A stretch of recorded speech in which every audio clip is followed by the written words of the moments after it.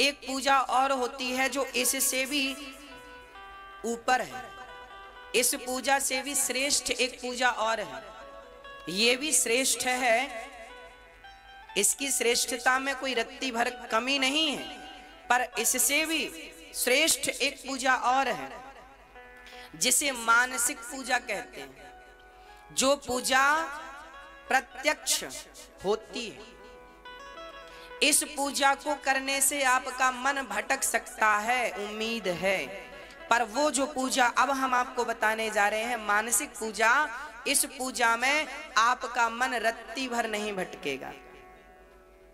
आपकी ये जो समस्या है ना गुरुजी, मन बहुत भटकता है, अभी मैं आपको मानसिक पूजा कराऊंगा और आपका मन भटक जाए, जितनी देर मैं आपको बोलूंगा उतनी देर भटक जाए तो आप बताना मेरे को। मन को भटकने हम देते हैं इसलिए भटकता है, भटकने नहीं देंगे उसकी क्या मजाल, वो तो हमारा चाकर है, नौकर है, कोई मालिक थोड़ी है। मन हमारा नौकर है, मन हमारा मालिक नहीं है, और आपने मन को मालिक बना रखा है, इसलिए वो बहुत बहानेबाज हो गया है। आइए अब हम मानसिक पूजा की ओर चलते हैं। सावधान होकर बैठिएगा, रीढ़ की हड्डी सीधी कीजिएगा, पालथी मार के बैठिएगा, सुखासन पे बैठिएगा, और इस पूजा में जो जो मैं कहता जाऊं वो कल्पना करते जाइए। ईश्वर का इमेजिन, ईश्वर जैसे हैं वैसे देखना है आपको। मैं बोलता जाऊंगा, आप सभी लोग अब अपने नेत्र बंद कर लीजिए, नेत्र बंद कीजिए। अच्छा, पहले मुझे एक प्रश्न का उत्तर दे दीजिए, फिर नेत्र बंद कीजिए।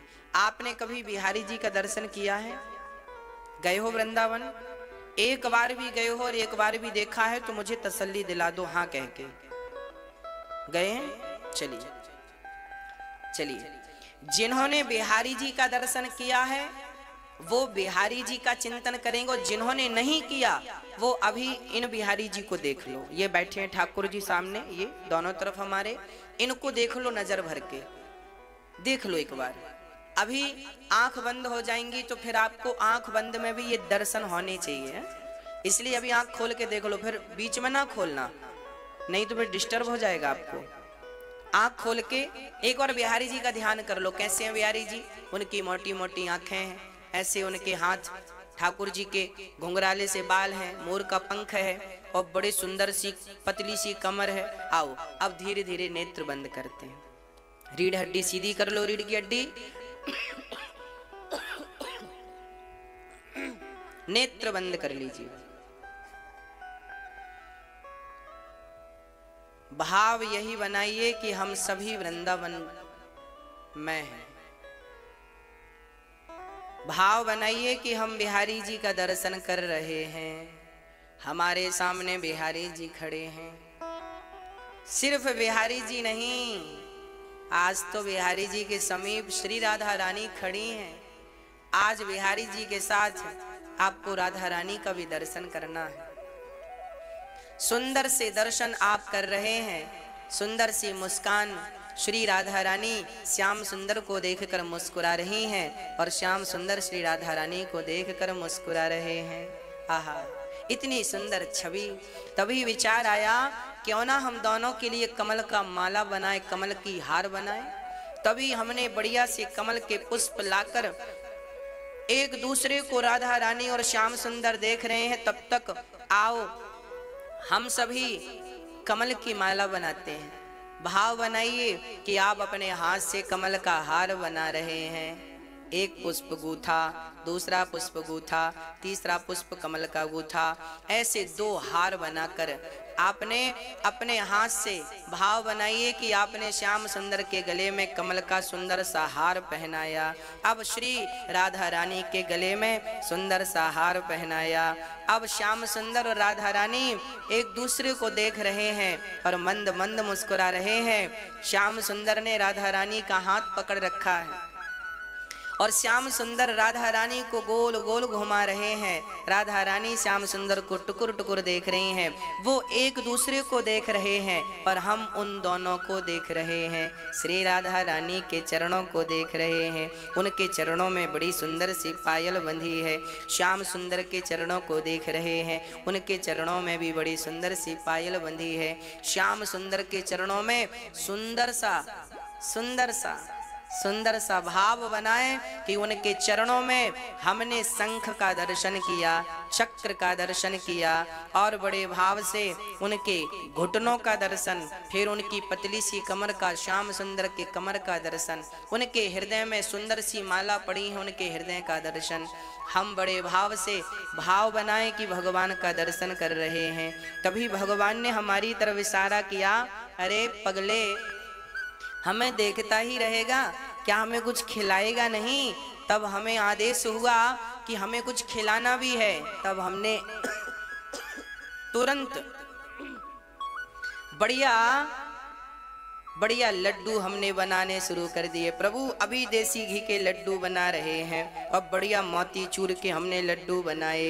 और लड्डू बनाकर एक बढ़िया सोने की थाल में भाव बनाइए कि सोने की थाल में आपने लड्डू बनाए और लड्डू बनाकर आपने हर लड्डू पर तुलसी का पत्ता सजाया और हर पत्ते पर राधा लिखा। जिस पत्ते पर राधा लिखा था वो लड्डू हमने कृष्ण की तरफ बढ़ाया और जिस पत्ते पर कृष्ण लिखा था वो लड्डू हमने श्री राधा रानी की तरफ बढ़ाया। और एक लड्डू हमने श्याम सुंदर को दिया। श्याम सुंदर को अपने हाथ से हमने वो लड्डू खिलाया। भाव बनाइए कि भगवान ने मुंह खोला और हमने उनके मुख पे लड्डू डाल दिया।